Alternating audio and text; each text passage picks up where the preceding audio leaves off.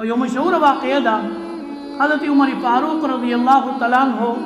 او حضرت ابوبکر صدیق رضی الله تعالی عنہ د دې په منځ کې څه خبر روانه او په خبرو کې د دې په منځ کې اختلاف راغی او حضرت عمر رضی الله تعالی عنہ خفه شو. حضرت عمر رضی الله تعالی عنہ د ابوبکر صاحب نه خفه شو. عمر رضی الله تعالی عنہ روان دي او ابوبکر صاحب رضا کوي. عمر صاحب مخ نه راګرځي خبره نه کوي په مخ روان دي ابوبکر صاحب پسې روان دي تر دې پورې چې عمر رضی الله تعالی عنہ کور ته ورسېدو. چې کور ته ورسېدو نو کور ته ننوتو دروازه په ابوبکر رضی الله تعالی عنہ پسې بند کړه. چې کله دروازه بند کړه نو ابوبکر صدیق رضی الله تعالی عنہ دا غزي نه واپس شو سیده د نبی علیہ الصلوۃ والسلام خواله لاړو.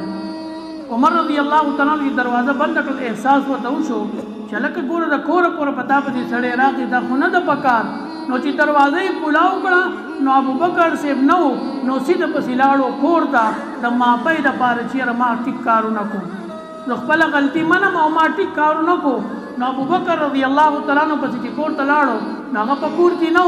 چې په کور کې نو د عمر رضی الله تعالی عنہ سره یره پیدا شو او د خپل ازمکه او تخدیر زکه چې عمر سے په کور کې نو بیا به د نبی علیہ الصلوۃ والسلام سره ناسو او په کور کې او په کور کې بناو نو د نبی علیہ الصلوۃ والسلام سره بناسو نو عمر رضی الله تعالی عنہ سیده لاړو د نبی علیہ الصلوۃ والسلام خواله د دې د پار راغی چې نبی علیہ الصلوۃ والسلام خپل خبره پیش کی چې د الله رسول زمون په منځ کې صلح وکا. چې کله راغی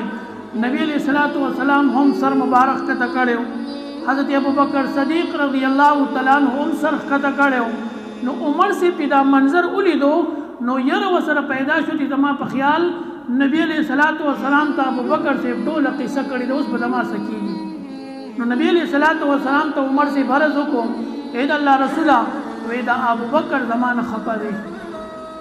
ابوبکر رضی الله تعالی عنہ وتعالى وکړو وې نه د الله رسوله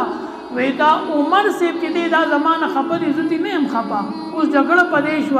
یو وې زنم خپه دي بل وې زنم خپه دي نو چې کله نبی علیہ الصلوۃ والسلام مخ مبارک را اوچت کو عمر رضی الله تعالی عنہ تا نو د نبی علیہ الصلوۃ والسلام ګیره مبارک دا د اوخ کو نډک و جړلې او حضرت عمر رضی الله تعالی عنہ ته ډیر عجیب خبره وکړه او نبی علیہ الصلوۃ والسلام فرمایل وې ای عمر وې دا ابو بکر رضی الله تعالی عنہ دا تاسو زما د پاره نشه معاف کولی یعنی دا یو نوې چې غلطي کړي یا نه کړي خو وی فرمایل وې زما د پاره تاسو ته معافي نشه کولی کده د نه خطا وشي مطلب د نبی علیہ الصلوۃ والسلام د غسر دومره محبت دومره د غسر د نبی علیہ الصلوۃ والسلام مینوا چې داغه په خفغان نبی علیہ الصلوۃ والسلام جړل چې ابوبکر سے بنا خپه کوي. حضرت عمر رضی الله تعالی عنہ فرمایي